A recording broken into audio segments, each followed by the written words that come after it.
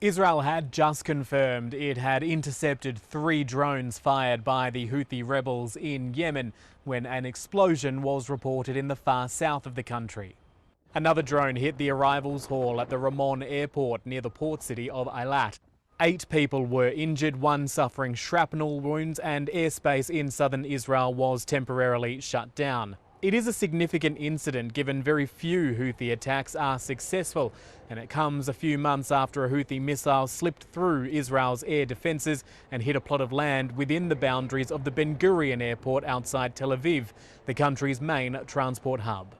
The Houthis have confirmed they will continue to launch missiles and drones and attack ships in the Red Sea in solidarity with Hamas and the people of Gaza, insisting that recent Israeli strikes, which have hit Yemen, particularly the capital, and taken out a number of senior Houthi officials, including the Prime Minister, have not deterred them.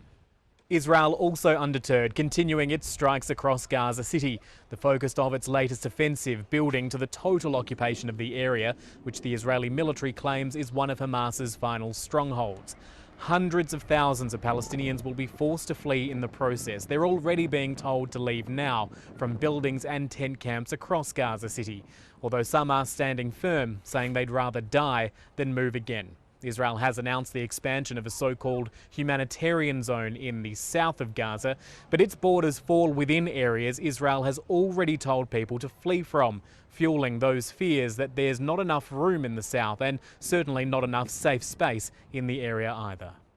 Israel's Prime Minister says he believes more than 100,000 Palestinians have heeded those calls to leave as that military offensive intensifies. And Benjamin Netanyahu is issuing a concession, saying his country is paying a heavy price diplomatically for its conduct in Gaza. And in his own words, it's losing the propaganda war. Now, that is a moment of clarity, political clarity for the Prime Minister, but it also shows he isn't prepared to take any responsibility for the humanitarian crisis which has developed in Gaza and which the international community has seized upon.